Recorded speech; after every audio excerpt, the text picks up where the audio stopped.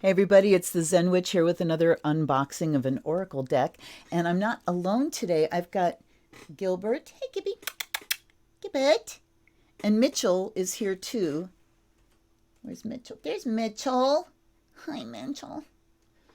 So this is Gilbert Godric Horatio Chainsaw Baggins of the Shire of the Longshanks.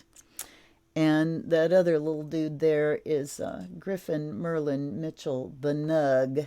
The Nug. Jitterbug. So, those are my boys, and they're here to hang out with me, and I'm glad you're here to hang out with me. Let's look at what I'm talking about today. I am talking about the Auset Egyptian Oracle cards that I just got. It says Ancient Egyptian Divination and Alchemy Cards, aha, by Elisabeth Jensen, illustrated by Marie Klement. These are published by Rockpool. Rockpool coming out with some really great decks these days. These 44 cards and guidebook give you access to the magical powers and sacred wisdom of Auset, mother goddess of healing and prophecy. Also known as Isis, who is the most loved of all the Egyptian goddesses, Auset has imbued these cards with her divine intuition, so you will always find them highly accurate and reliable for personal or professional readings. All the major gods and goddesses of ancient Egypt also offer their wisdom and guidance to you through the beautiful artwork of renowned spiritual artist Marie Clement and the spiritually inspired writing of Elisabeth Jensen, international teacher of Auset temple healing, plus triple award-winning psychic. Triple award-winning psychic. Okay, I think they got the hyphen in the wrong place. All right, now forget it. No grammar police here. Ha! Ha! Somebody with Mercury and Virgo is always grammar police. All right, so there's the box. Nice box, easy to get it open, with the little colorful book. And as with the other Rockpool, I think it was Moonology that I looked at, download your free Rockpool Oracle reading cards, available now. I do have the app on my phone. It is fun. You only get like 5 cards to look at, and I don't know if that's the only ones that ever come up. It seemed to me they were repeating the same 5 cards. And within that Oracle on your phone, you do have the option of purchasing the whole set for the Oracle, and there's also a link to buy a hard copy. So we open, and immediately we see Amun-Ra, the number 1 card. Let's look at the backs. Blue Lotus. This is a beautiful, beautiful image. So lotuses in Egypt, of course, because of the Nile and all the, the lotus is definitely a prominent symbol in Egypt, as is also papyrus. And but the blue lotus is also in Tibetan iconography. You've heard me talk about Tara, green Tara. One of her symbols is the blue lotus, and it is a night blooming lotus. So the symbology of the lotus is that it comes up out of the mud.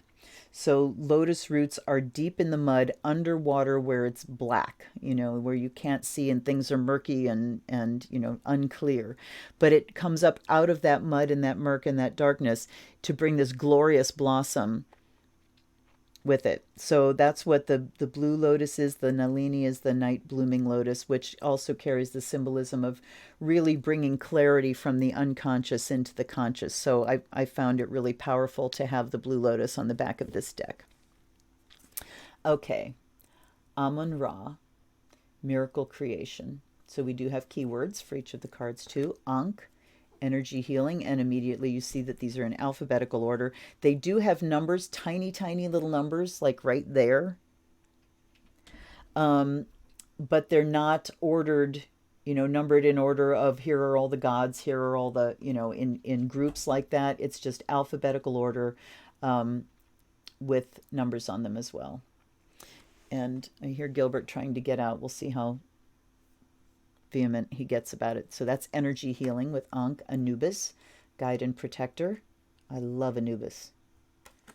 Auset, alchemy and healing. So yeah, it's kind of interesting because they're in alphabetical order that the Auset Oracle, that she's not like the first one out the chute. I kind of wonder, it's a little confusing to have it alphabetical and numbered. Hold on, I'm going to let Gilbert out. Dude.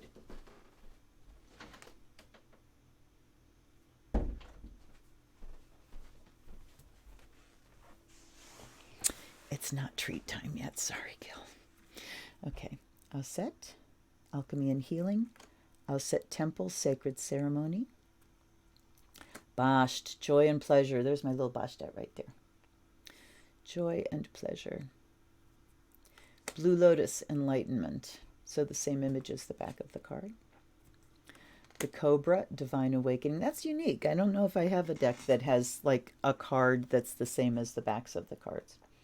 Cobra's Divine Awakening, Dalmutef, Earth Spirit. There's a canopic jar. Geb, the Earthly Focus. Giza Plateau, Sacred Journey. And look at the pyramids. You know, you've heard so often how they were covered with polished white stone, so they glistened in the sun, and the cap was, you know, the capstone being gold. But you never see anybody make images like that. We just see them in the ruined state that they're in. So I love seeing them as they would have been encased in that beautiful white marble or white stone, whatever it was. The Great Pyramid, Mystery and Ceremony. So the Giza Plateau is Sacred Journey. Happy, Water Spirit. Happy, happy, joy, joy. Hathor, Love and Music. Now, see, I always heard Bastet was music, that Bastet was the arts, and Hathor was the cow goddess, so she was more about mothering and you know, the sort of the wifely duties. Let's see. Rat quick here. Hathor, Love and Music. Mother of Sekhmet and the consort of Horus, often represented as a cow or a woman with a cow's ears to represent motherhood and a flow of abundance. Okay, so yes, motherhood and a flow of abundance. Her main temple is Dendera Temple, a beautiful sanctuary for healing, music, and astrology, and here Hathor was greatly loved and revered. Now Bastet, and it just says Basht, B-A-S-T, Basht, but she's also called Bastet. Cat goddess is the beautiful, sensual, joyful aspect of the fiercer lion goddess Sekhmet. The 9 realms of the universe are manifest in the cat. They're seen as having 9 lives and can easily enter a state of joy and harmony. Basht is seen as the daughter and soul of Auset, and she's also the representative of Syrian cat people on Earth. Okay, so it doesn't mention music and the arts with Basht, but she's usually there. So there, it's a little different. And again, as I've said before, you take each divinatory tool on its own merits, and then things work out better. Horus, Slow Victory. Horus Bark, B-A-R-Q-U-E, so it's like a big ship. The Horus Bark, Sacred Union. Imhotep, Temple Healing. Imset, Air Spirit. Khnum, Creator God. Isn't he something? Mat, Cosmic Justice. She's the one that weighs hearts. After you die, you meet with Mat, and she weighs your heart against a feather. And your heart needs to be lighter than the feather in order to enter, you know, the afterlife, or at least the blissful part of the afterlife. And the idea there is that if you die with a lot of heaviness on your heart, with a lot of, you know, sins and regrets and things like that on your heart, that you won't get very far. You won't get past Mat anyway. Min, Fertility and Creation. Hello there. Yes, he definitely represents fertility. How nice to see a wand as a wand. Mana. Okay. Nefertum, Renewal and Rebirth. There's the Blue Lotus. Nekbet, Protection. Nephthys, Soul Healing. Nephthys, Neptune. She is there's a common root for those 2 words. So she's got Neptunian qualities to her. You see the night sky and the moon, very Neptunian, which means psychic, boundaryless, spiritual, all those things, compassionate. Nile River, Flow of Abundance. Newt, Stars and Timing. Osiris, Heavenly Messages. Ta, Alchemy and Creation. Kebsenuf, Fire Spirit. Ra, Creative Power. Sarcophagus, Initiation. Satis, Fertility and Satisfaction. Interesting. Scarab, spiritual transformation. Scrying, true future. Sekhmet, change and healing. Now you might look at that name and go Sekhmet. I say Sekhmet because my Egyptian friend Halim El-Dab, when he was alive, he was an amazing composer and also a priest. And I asked him about the lion-headed goddess, and I said something about Sekhmet, and he looked a little confused, and he thought, and he went, "Oh, Sekhmet." So it's like, okay, Sekhmet. That's how I say it. Change and healing. She is a badass. Selket, magical protection. Seshita, creating and writing. Set, challenges.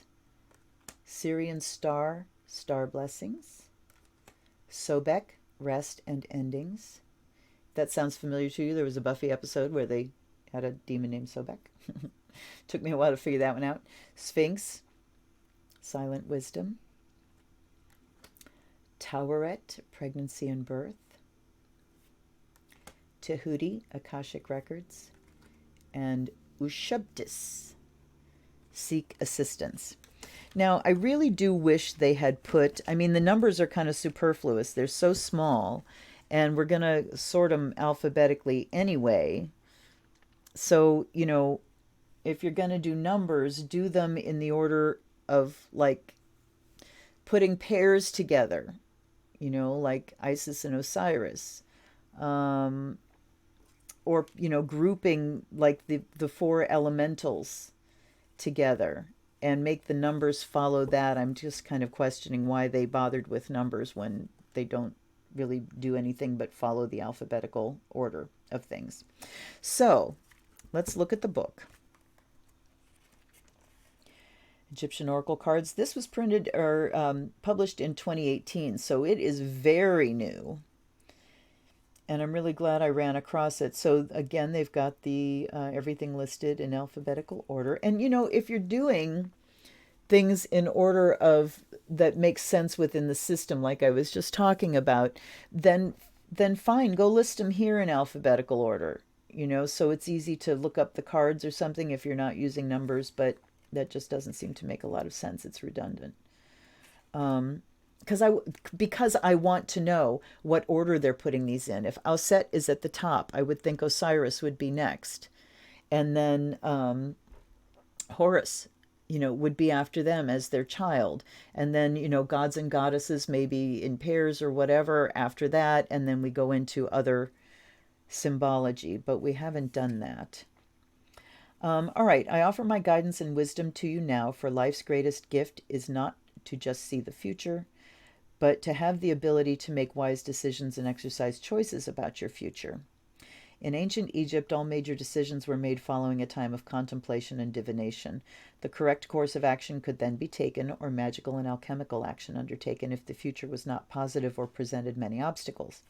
Always great consideration was given to ensure a state of Mat, or truthful and just balance. So a state of Mat is balance. By those knowing about these things, such as the high priestesses of Auset. These Auset Egyptian oracle cards will give you the means to live your life smoothly and with more joy, but do note the suggestion to achieve your goals for the best results. This oracle is overseen by the goddess Mat, the goddess of truth and justice, so of course all of the suggested processes are very safe and ethical. Many years of meditation in the temples and pyramids, plus trance channeling the divinities, has given me much more information about ancient Egypt than you will ever find in written books.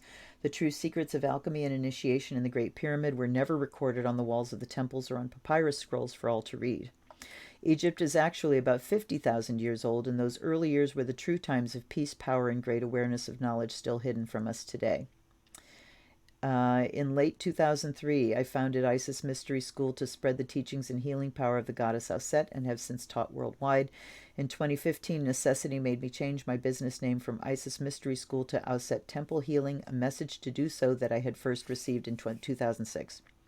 My channelings revealed that Isis wished her name to be changed back to her original and correct name of Auset, but I ignored it due to the inconvenience of changing the now very popular Isis Lotus healing system to Auset Healing. You will find these cards remarkably accurate. If you follow the wise advice of the divinities, you will find that a safe and successful future can easily be yours. Auset sends you many blessings for the present and your future. Now, let me tell you first how much I love that she has changed it from Isis to Auset. Isis has been co-opted by horrible, horrible, horrible people. And it now denotes horrible, terrible actions and the people that commit them. So yes, I applaud you reclaiming Auset. How to use the cards. It's talking about clearing them and with frankincense and anointing them and how to do all that. Sleeping with the cards under your pillow. That's always a good idea, unless you have neck problems. 1 card reading, a 3-card spread, a 7-card spread. Auset Egyptian Oracle readings and alchemy. So she goes more into the transformative system of alchemy. In ancient Egypt, scrying and divination were often practiced late at night after ritual bathing and anointing with essential oils and then meditation. This ensured a deep trance-like state where more detailed information could be sought from the Akashic records on such matters not to be found in the cards, such as specific information on karmic issues from past lives. Magic might be used to try to alter the outcome of a difficult situation, or spiritual healing given to a person to clear their energy field of blockages, as heavy energies can affect us emotionally and physically. Divination was often just the first step in a consultation for clients. Alchemy was then used by the high priestesses and priests to transform the energy of their client plus that of the situation. Here we have offered simple alchemical ways to best manage difficult situations and enhance positive answers. Alchemy simply means to purify and transform something from a lower vibration to a higher one. So if we ask the divinities to help us release, for instance, certain angry and bitter thoughts into understanding and acceptance about a situation, as we're releasing the negativity and pain, our vibrations rise and good situations seem to manifest into our life. Assuming the God form, quotes, occurred when the high priestess merged with the divinity to deliver prophetic messages. Today, this is called trance channeling. Back in ancient Egypt, it was specifically practiced in oracle temples. I used to do that. What this oracle does is open the door to many possibilities for alchemical transformation in our lives. Plus, we are given the realization that profound hidden knowledge can be accessed and miracles can occur at any moment once we seek to invoke the protective white light energy cloak of Goddess Auset and open ourselves to her divine powers. In a past life meditation that came kind of spontaneously, I found myself sitting in a room, everything was the uniform color of sand, and it was by firelight, and there was a grid drawn in the sand with symbols in each of these rectangles. And I had a snake, and I let go of the snake, and it went across the grid, and then I read those markings. So I always felt very drawn to Egypt, and that was the place that I entered into this world. So I'm always very, very interested when she talked, people talking about here's what was done in the past, and especially assuming the God form, merging with the all that is in order to access the information there, and then likening that to trance channeling today. Very, very interesting stuff there. So let's do a quick shuffle and a cut, because I want to show you how the meanings are laid out. Let's do a, let me try and shuffle this way just once.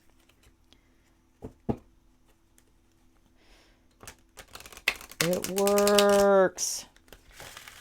So even though they're rather large and they're sturdy, they do bend enough that you can shuffle in that way. I'm going to cut shuffle one more time, and then we'll cut the deck for our card. So, and I don't have to because it came flying out there. Okay, Horus says slow victory. So a message for everybody that's watching this here.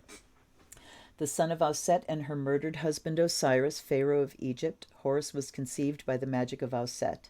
After birth, he faced many long battles between himself and his uncle Set, who had murdered Osiris. Eventually truth, Mat, prevailed and overcame evil, Set as the god of chaos, and he was restored to his rightful position as Pharaoh. Channeled message from Horus. So there's a channeled message in the beginning. My statue at Edfu Temple cannot fully represent my true glory and power. You too are not yet recognized for your true abilities, and success will take time. There are still trials to overcome, so call on my mother Auset and goddess Mat, who assisted me until finally I was victorious over Set, which is chaos. So the devil in this Egyptian system is chaos. It's those random things that you can't control. It's life, life out there, right? Okay, now when you get to the card meetings, we have a list of things. So if you're looking for a specific targeted meaning, if you're specifically asking about family, if you're specifically asking about money, if you're specifically asking about work, then there are categories for that. The categories are abundance, love, work, career, travel, health, family, and future. So one of these has got to pertain to you, right? All right. So in abundance, money and success will come later, but there will be some delays. Love, do not enter a marriage or committed relationship at this time. Delay decisions of seeking divorce and seek spiritual counseling and karmic release first. Work and career. So remember that this is slow victory is the key word for Horus here.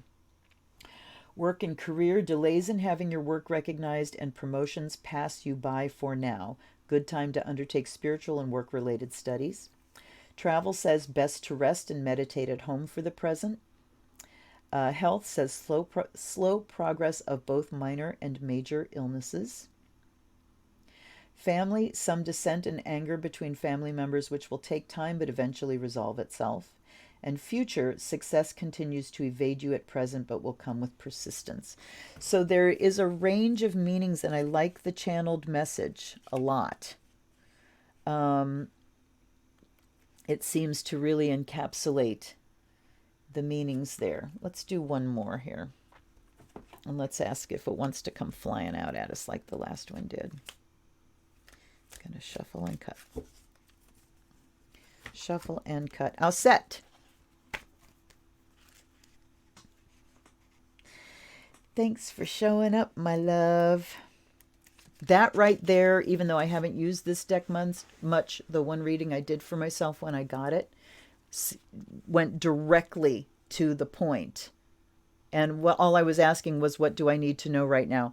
But in the circumstances that were going on that day and the things that I was concentrating on and working on, it went right straight to the point of those things. So for me, this deck certainly has the it factor. It is alive. It's listening. Right. And the fact that we're talking about Auset and Isis and everything, and she showed up, and this is her oracle, that to me also says she's listening, and the deck is listening. So here's the channeled message from Auset. They gloss over it. They gloss over how she became pregnant after her husband died. She actually went and found his penis. He was cut up into like 13 pieces or something and scattered by Set all over Egypt, and she had to go around and find all his pieces, and she used his penis to get pregnant. Here it says she waved her magical wings and he came alive for one night so she could conceive her son. That's a lot more attractive to think about. Okay, channeled message from Auset. You need some magic and alchemy in your life, and I, Auset, am here to grant you this. Call on me to transform your life as you say your prayers in deep meditation, and then see me standing behind you with my mighty white wings granting you your wise wishes. I will always come and assist when you call me, as long as your requests are within the just and fair law of Mat. Nice. Very good. I like that. It's a wonderful message. I like this oracle a lot because I really have vibed to Egyptian stuff. It's more than my cartouche oracle. Although I see some things that are missing, kind of, like Thoth. I don't see the god Thoth here, and he's a heavyweight, so I'm not sure why he's not in this deck. But as an Egyptian oracle, I'm digging it so far. I really am. Let's look at the back of the book and see if we've got any more like instructions. There's about the illustrator, about the author. So Elisabeth Jensen is the author. Marie Klement is the illustrator. She's a visionary artist as well as psychic artist, medium, clairvoyant, and numerologist based in South Australia. She's been specializing in spirit portraits since 1993. So she does portraits of deceased loved ones. Oh, hey, spirit portraits of deceased loved ones are a remarkable ability that Marie has demonstrated publicly with TV's Sensing Murder psychic Scott Russell Hill, as well as many amazing mediums such as the UK's famous Tony Stockwell. Marie loves to bring through spirits in this way to bring some comfort and closure to the bereaved. Okay, I got to hunt her down then on those episodes because Sensing Murder is incredible. So little hard turn here, you guys. It is on, I believe, I had it on Prime. At any rate, it's called Sensing Murder. It is some of the most incredible mediums on that show. They go into old cold cases and bring these people in, and they are fucking incredible. I love to watch them work, and it really helps watching them work. It can help you develop your gifts just to see how they receive information, how they respond to it, how they allow emotion to come through and then read that emotion, not taking it kind of personally, how they struggle with that sometimes, and just how freaking accurate they are. So the fact that she came up in this book here is also interesting and also gives a personal connection for me. It's kind of rang my bell a little bit there. All right, so I was looking to see if they have. So no, we just go to the very end, from the beginning to the end with just the meanings of the cards and just those two short introductory things. But it doesn't need to go all that deep.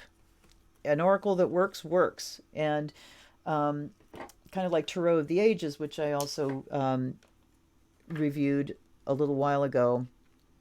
There was a lot of heavyweight information there, and I found it kind of disturbing and cumbersome and just in the way of actually reading the deck. But there is a place for that too. You can go to a deck that and get something out of the meanings without getting into the heavy information. This one seems to have just trimmed out that heavy information, and it's more just channeling, and it is created as a practical tool. And it is a practical tool. I highly recommend this deck if you're into Egyptian things. It certainly works for me. So there you have that. Thanks so much for hanging out with me. I put up new videos on Tarot unboxing every Monday, and I unbox an Oracle deck every Friday. And then there's a lot of stuff in between. So let me know what you'd like to see. Like and subscribe. Do all that good stuff. Tell your friends about it. And I will see you next time. This has been the Zen Witch. Blessed be.